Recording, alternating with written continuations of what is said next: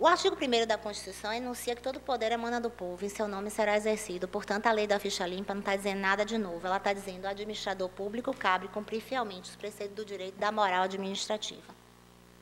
Ao ser investido em um mandato político, seja cargo, função ou mandato, todo agente do poder assume com a sociedade, com o povo, detentor originário do poder político, o compromisso de bem servi-la. E, portanto, este compromisso implica não só no dever de gerir bem, como de prestar contas daquilo que ele está gerindo, na forma do artigo 70 da Constituição Federal.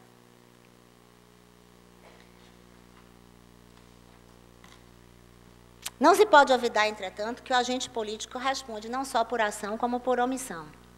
Então, se cabe ao gestor o dever também de fiscalização, ele não pode se refutar a responder por um ato se ele não adotou, no tempo certo e da forma correta, as medidas necessárias da apuração de responsabilidade.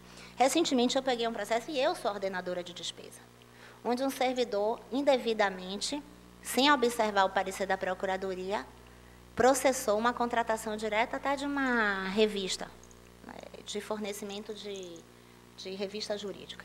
E, ao detectar, na hora da liquidação da despesa, ao detectar, o órgão de controle observou isso e voltou para mim. Quando voltou, hoje, inclusive hoje, eu cancelei. Eu mandei anular a contratação, cancelar o empenho e apurar a responsabilidade do agente público que procedeu dessa maneira. Porque sequer observou que o parecer era contrário.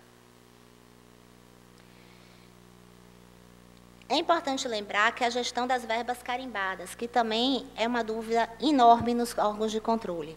Se responde solidariamente ou subsidiariamente. A tendência do TCU vem caminhando para a responsabilidade solidária. Então, as verbas chamadas verbas carimbadas, as verbas que vêm destinadas para uma determinada ação ou projeto, em havendo desvio de finalidade ou qualquer burla aos processos de contratação, responderia aquele que autorizou e também os chefes do Poder Executivo e do Legislativo, e do Judiciário também, que é ordenador de despesa.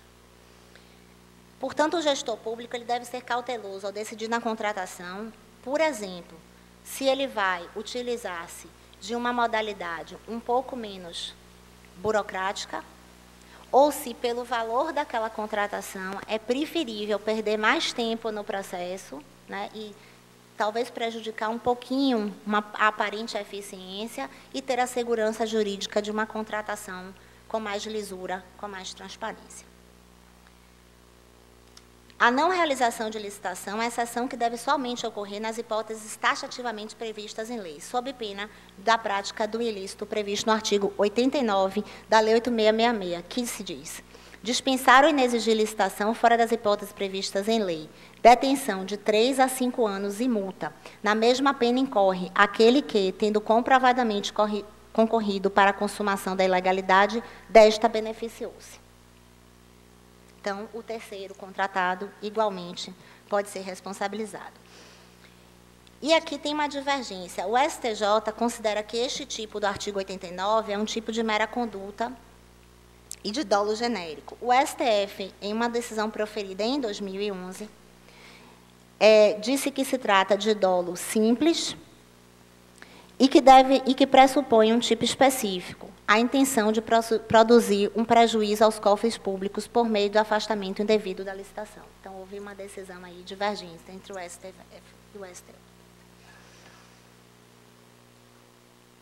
A desídia do agente público, portanto, como causa do afastamento, seja da licitação, do procedimento licitatório, seja dos critérios para a contratação, não a licitação, gerará, inexoravelmente, se subsumida a sua conduta aos tipos aqui elencados, a responsabilização do gestor.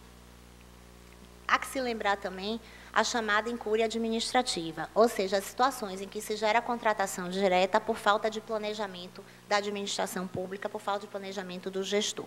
Nestes casos, a doutrina assente nos tribunais de contas é que, se a situação de fato é de emergência, há que se fazer a contratação emergencial, mas esse gestor será certamente responsabilizado pela sua conduta.